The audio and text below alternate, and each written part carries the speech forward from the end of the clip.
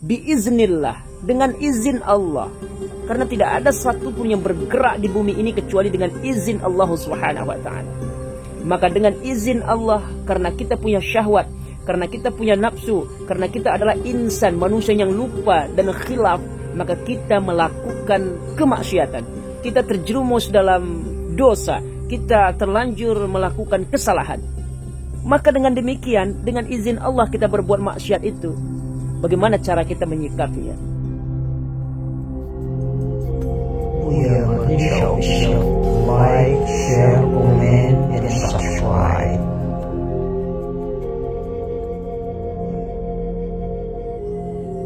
Assalamualaikum warahmatullahi wabarakatuh.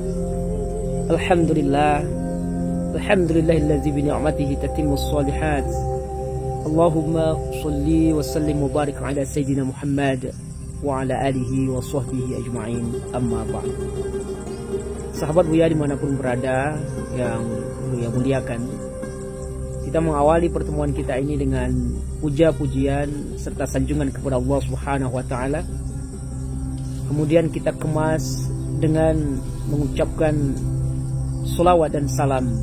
Allahumma sholli wa sallim ala sayyidina Muhammad, dikirimkan oleh Allah Subhanahu wa ta'ala kepada Nabi kita Muhammad sallallahu alaihi wasallam. Sahabat Buya dimanapun berada, pada konten kita kali ini akan membahas tentang 4 macam yang setiap saat Allah Subhanahu wa ta'ala akan berlakukan kepada manusia. Tapi sebelum kita masuk kepada 4 macam itu, Buya berharap pada kita semuanya yang belum mendukung channel ini, silakan didukung dengan cara like, mengkomen yang positif, men-share, men-subscribe. Mudah-mudahan Allah Subhanahu wa ta'ala senantiasa mempertemukan kita dalam kebaikan dan kebaikan, dan di akhirat pun kita dipertemukan oleh Allah dalam kebaikan, dan semoga Allah Tabaraka wa ta'ala mempertemukan kita nanti satu surga dengan Nabi Muhammad sallallahu alaihi wasallam. Amin ya rabbal alamin. Sahabat Buya dimanapun berada, apa 4 hal yang setiap saat Allah akan gulirkan kepada kita dalam kehidupan ini? Yang pertama, nikmat. Allah Subhanahu wa ta'ala setiap hari, setiap waktu akan memberikan kepada kita nikmat. Dimanapun kita berada, apapun situasi kita, baik itu kita masih dalam kandungan maupun setelah keluar dari kandungan ibu kita masing-masing, pasti Allah Subhanahu wa ta'ala akan selalu memberikan nikmat kepada kita. Nikmat Allah itu sangat banyak sekali. Wa in ta'uddu ni'matallah la tuhsuha. Seandainya kita menghitung nikmat Allah itu, maka Allah katakan tidak akan mampu kita untuk menghitungnya. Apalagi kita membayarnya, tentu kita tidak akan sanggup. Jangankan membayarnya, menghitungnya saja kita tidak mampu betapa banyaknya nikmat Allah Subhanahu wa ta'ala yang diberikannya kepada kita.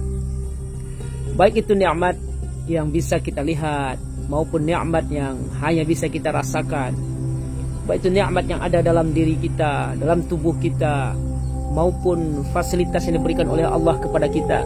Sungguh nikmat itu banyak sekali kuantitasnya, banyak sekali jumlahnya. Maka oleh karenanya perlu kita sadarkan diri bahwasanya fabi ayyi ala'i rabbikuma tukadziban. Dalam kehidupan ini tidak ada satupun yang bisa kita dustakan. Betapa curahan nikmat Allah Subhanahu wa ta'ala itu sangat banyak sekali. Nah, bagaimana caranya kita untuk menyikapi serta menerima nikmat dari Allah Subhanahu wa ta'ala itu? Maka caranya tidak lain dan tidak bukan adalah la in syakartum la azidannakum. Caranya adalah kita bersyukur atas nikmat itu, berterima kasih, kita sadarkan diri kalau itu adalah pemberian dari Allah Tabaraka wa ta'ala. Kita berterima kasih, lalu kita gunakan sebaik-baiknya nikmat itu, kita manfaatkan sebaik-baiknya nikmat itu untuk mentaati Allah Subhanahu wa ta'ala, untuk berbakti kepada Allah Subhanahu wa ta'ala, untuk berbuat baik kepada manusia, untuk berbuat baik kepada alam semesta ini. Ketika nikmat Allah, bumi, yang dibentangkan oleh Allah kepada kita, langit yang setiap saat Allah Subhanahu wa taala curahkan kepada kita hujan dan oksigen yang begitu segar, maka semua nikmat-nikmat itu kita syukuri. Maka semua nikmat-nikmat itu kita manfaatkan sebesar-besarnya untuk kebermanfaatan alam semesta ini. Ini yang pertama yang pasti kita tidak akan terhindar, dan jangan cemas, Allah senantiasa akan memberikan nikmat. Sampai ketika kita sedang sakit pun, kita tidak mampu menyuap nasi, kita tidak mampu melangkah, kita tidak mampu berjalan, malahan kita hanya bisa berbaring saja, nikmat Allah Subhanahu wa taala tetap diberikannya. Kita disuapin, kita mungkin diimpus, kita mungkin diberikan makanan, asupan gizi secukupnya oleh Allah Subhanahu wa taala melalui tangan-tangan makhluk Allah yang lainnya. Jadi saudara-saudaraku, nikmat Allah Subhanahu wa taala itu selalu akan diberikan selagi kita masih hidup. Dan malahan Allah Subhanahu wa taala juga mengatakan bagi orang yang sudah mati pun, wala taqulu liman yuqtalu fi sabilillahi amwat bal ahya'u walakin la tash'urun. Allah katakan bahwasanya orang yang telah meninggal itu pun, orang yang mati berjihad di jalan Allah Subhanahu wa taala, mereka tidaklah mati, tapi mereka diberikan rezeki, mereka diberikan nikmat oleh Allah Subhanahu wa taala. Saudara-saudaraku, bahwa Allah memberikan nikmat kepada kita itu jangan pernah ragu bahwa Allah Subhanahu wa taala, wa ma min dabbatin fil ardi illa Allahi rizquha. Seluruh binatang melata yang ada di bumi ini sudah ditanggung oleh Allah Subhanahu wa taala rezekinya. Bayangkan saja yang berada di lautan, yang berada di tanah, yang berada di udara, semua akan Allah berikan nikmat. Apalagi manusia yang punya daya, yang punya iradah, yang punya kekuasaan yang Allah berikan, yang Allah pinjamkan kepada manusia ini dan dilengkapi dengan akal pikiran. Ini yang pertama. Kemudian yang kedua, Allah Subhanahu wa taala akan memberikan bala. Apa itu bala? Bala itu adalah cobaan. Sebagaimana Allah Subhanahu wa taala berfirman di dalam Al-Qur'anul Karim, A'udzubillahi minasyaitonir rajim. Bismillahirrahmanirrahim. Wa lanabluwannakum bisyai'in minal khaufi wal ju' wa naqsin minal amwali wal anfusi wath thamarat wa basyyiris sabirin. Perhatikan di sini. Allah Subhanahu wa taala memastikan bahwasanya wa lanabluwannakum, maka kami akan memberikan bala kepada kamu, ujian kepada kamu, suatu hal yang tidak engkau sukai. Kebalikan dari nikmat tadi. Kalau nikmat sesuatu hal yang kita sukai, suatu hal yang kita ridhoi gitu ya, secara general gitu. Tetapi ada juga suatu hal yang tidak kita senangi, yang sepertinya menyakitkan, yang sepertinya itu menyayat hati, yang sepertinya itu menyedihkan, ya, kemalangan. Allah Subhanahu wa taala akan berikan itu. Ini janji Allah SWT, dan kita tidak akan bisa terhindar dari itu, karena semuanya itu adalah disebut dengan takdir Allah Subhanahu wa taala. Jadi yang keempat-empat yang kita bahas ini adalah itu takdir Allah Subhanahu wa taala. Dan tinggal bagi kita bagaimana cara kita menyikapi takdir Allah ini. Baik itu yang pertama tadi, nikmat Allah itu sudah dicatatkan oleh Allah, itu takdir Allah. Bagaimana cara kita menyikapinya? Maka yang pertama tadi, ketika kita ditakdirkan oleh Allah diberikan nikmat, maka cara kita adalah menerimanya dengan lapang dada, kemudian kita bersyukur, kita manfaatkan dengan sebaik-baiknya untuk kemaslahatan, untuk kebaikan diri kita, kebaikan keluarga kita, kebaikan masyarakat, kebaikan alam semesta. Nah kemudian Allah Subhanahu wa taala akan memberikan kepada kita ibtala, itu berupa bala. Bala itu berbagai macam bentuknya.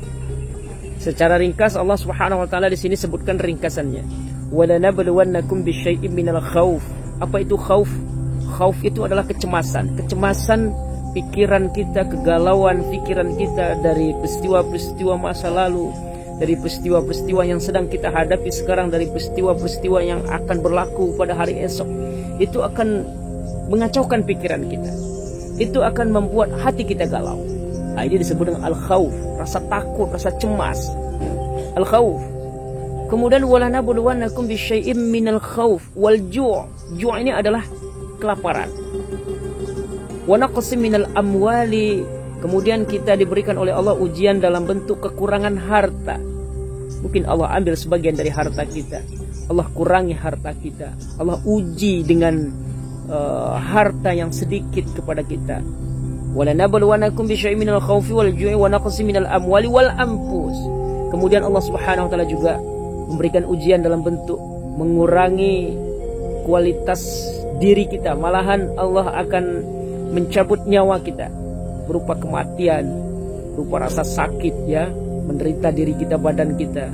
Ya, Allah uji diri kita ini, fisik kita ini, dan Allah Subhanahu wa taala menguji dengan kematian orang yang kita cintai, kematian tetangga kita, kematian sahabat kita. Semua itu adalah ujian dari Allah, bala dari Allah Subhanahu wa taala. Kemudian was-samarat, begitu juga dengan pertanian-pertanian. Mungkin saja panennya tidak maksimal, mungkin ada wabah yang melanda segala macamnya. Itu semuanya ibtala, ujian-ujian ini merupakan takdir dari Allah Subhanahu wa taala. Sesuatu hal yang buruk terjadi, banyak hal yang buruk terjadi dalam kehidupan kita ini, itu adalah takdir dari Allah Subhanahu wa taala. Nah, persoalannya adalah bagaimana caranya kita menghadapi itu. Kenapa? Karena kita tidak akan bisa menghindar dari takdir Allah. Bagaimanapun kuatnya, hebatnya otak kita, manusia ini, kalau bertentangan dengan takdir Allah, tidak akan bisa kita kalahkan. Selalu takdir Allah itu pasti akan terjadi. Dan Allah Subhanahu wa taala menakdirkan kepada kita 4 macam ini dalam kehidupan kita. Nah, sekarang persoalannya bagaimana cara kita menyikapi takdir ini? Bagaimana caranya kita menyikapi bala ini? Bala ini tentu kita sikapi dengan yang pertama, kita harus ridho menerima takdir itu. Bagaimana kita ridho menerima takdir itu? Ya, caranya kita ridho menerima takdir itu adalah bahwasanya apa yang diberlakukan oleh Allah kepada kita itu kita terima dengan lapang dada. Bagaimana caranya kita melapang dada menerima suatu hal yang negatif, suatu hal yang tidak menyenangkan? Maka kita kembalikan dengan iman kita, bahwasanya Allah Subhanahu wa taala yang menciptakan ini, dan ini harus kita imani, karena rukun iman yang keenam itu adalah percaya kepada takdir Allah, khairihi wa syarrihi, baik itu takdir yang positif maupun takdir yang negatif. Nah, ini yang kedua. Saudara-saudaraku, yang ketiga, apa yang akan terjadi dalam kehidupan kita sehari-hari? Yang ketiga adalah ta'at. Ta'at, ibadat, penyembahan kepada Allah. Ini juga takdir Allah Subhanahu wa taala. Kita bersyukur kepada Allah Subhanahu wa taala atas nikmat. Kemudian yang kedua, kita sabar menghadapi musibah, menghadapi bala yang diberikan oleh Allah. Kemudian yang ketiga, yang tidak kalah penting setiap hari akan Allah gulirkan kepada kita, yaitunya taat kepada Allah. Taat kepada Allah dalam bentuk ibadah-ibadah yang ritual, individual, maupun ketaatan-ketaatan yang sifatnya sosial, yang sifatnya itu general, yang bermanfaat kepada lingkungan masyarakat, sosial orang banyak begitu. Maka dengan demikian ibadat dan ketaatan-ketaatan ini mesti juga harus kita sikapi dengan benar, agar tidak sia-sia, agar tidak menjadi hangus. Bagaimana caranya kita menyikapi takdir ibadah yang Allah berikan hidayah dan taufiknya kepada kita ini? Caranya adalah yang pertama, kita laksanakan, kita lakukan dengan penuh keikhlasan lillahi ta'ala, karena Allah Subhanahu wa ta'ala. Kemudian dalam kita mentaati Allah Subhanahu wa ta'ala, kita kembalikan kepada Allah.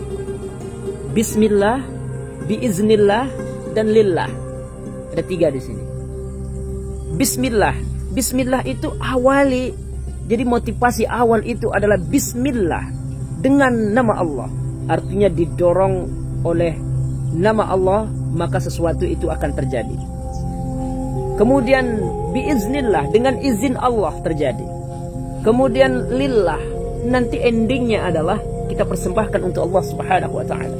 Wa 'alallah, di atasnya kita berjalan juga mentaati ibadah ini, di atas mencari ridho Allah Subhanahu wa ta'ala. Jadi lakukanlah ibadah itu dengan prinsip yang Buya sebutkan tadi, yaitu bismillah, dengan nama Allah Subhanahu wa ta'ala, biiznillah, dengan izin Allah Subhanahu wa ta'ala saya mampu melaksanakan ini. Kemudian 'alallah, di atas jalan Allah Subhanahu wa ta'ala, dan endingnya adalah tujuan kita lillahi ta'ala, untuk mencari ridha Allah Subhanahu wa ta'ala. Saudara-saudaraku, sahabat buaya dimanapun berada, ini yang ketiga. Maka kita bersyukur kepada Allah Subhanahu wa taala ketika kita dikuatkan oleh Allah untuk beribadah, ketika kita diberikan kesempatan oleh Allah beribadah, alangkah bahagianya hati kita. Betapa tidak, kalau kita diberi kesempatan oleh pejabat untuk datang ke rumahnya, kita bersyukur tentunya. Kita harus berbangga kan? Nah, ketika kita diberi kesempatan untuk berdialog dengan presiden, nah itu satu kebanggaan yang puncak itu dalam satu negara gitu. Kita bisa berbicara dengan presiden. Nah, saat ini kita konteksnya adalah kita berbicara diizinkan oleh Allah beribadah, itu artinya Tuhan mengizinkan kita menyembahnya. Kita diizinkan oleh Allah bertemu dengan Dia, itu harus kita camkan, itu harus kita rasakan itu sahabatku ya. Harus kita camkan, syukur itu. Tidak banyak orang yang diizinkan bertemu dengan pejabat itu. Nah, ketika kita diizinkan oleh Allah bertemu dengan Allah saat kita beribadah, maka manfaatkanlah waktu itu sebaik-baiknya.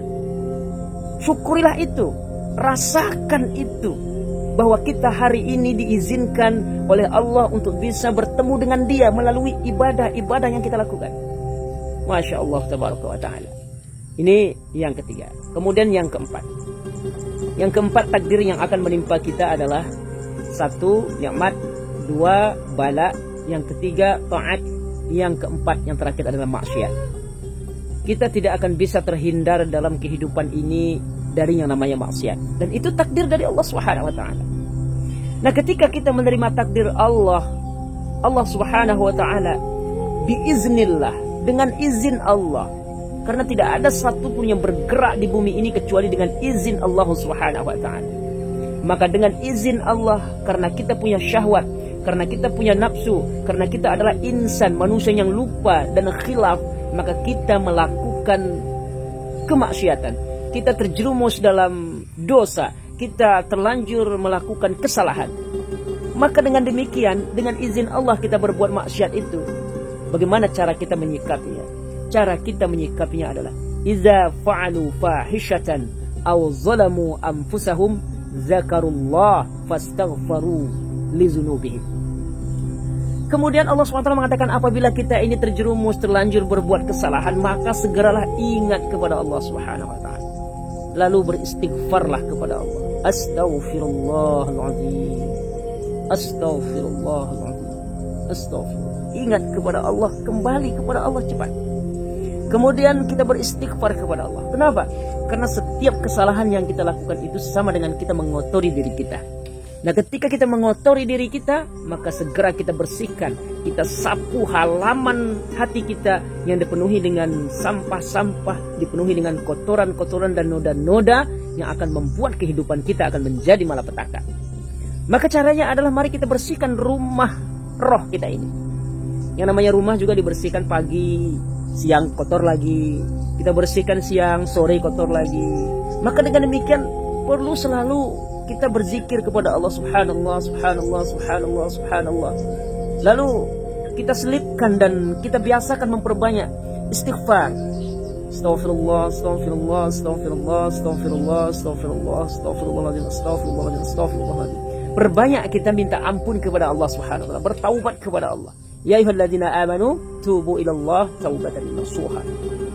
Wahai orang-orang yang beriman, cara kita menyikapi takdir kita terlanjur berbuat dosa, berbuat kesalahan itu dengan cara bertaubat kepada Allah, lalu jaga kesucian, lalu kita biasakan minimal 70 kali kita mengucapkan astaghfirullah dalam seharian. Astaghfirullah, astaghfirullah, astaghfirullah, astaghfirullah, astaghfirullah, astaghfirullah, astaghfirullahaladzim, astaghfirullahaladzim, astaghfirullahaladzim, alladzi la ilaha illa huwal qayyum wa atubu. Semakin kita beristighfar kepada Allah, semakin Allah ridho kepada kita. Semakin Allah Subhanahu wa taala menyayangi kita. Karena istighfarnya para pendosa itu sangat disenangi oleh Allah Subhanahu wa taala. Terjerumus berbuat dosa, beristighfar lagi kepada Allah, minta ampun kepada Allah.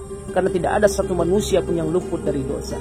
Maka dengan demikian siang dan malam, selagi nyawa masih di kandung badan, sebelum nyawa sampai ke kerongkongan kerongkongan kita, sebelum matahari terbit dari barat, maka Allah senantiasa menunggu taubat dari hamba.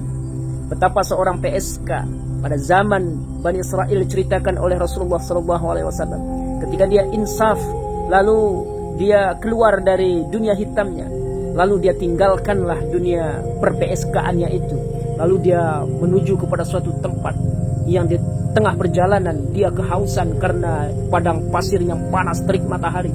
Lalu kemudian dia melihat ada air, kemudian dia mendekat kepada sumber air itu. Kemudian dia bertemu dengan satu sumur, dia ambil air itu. Kemudian ketika dia ambil air pakai sepatunya, lalu dia melihat seekor anjing yang sedang kehausan.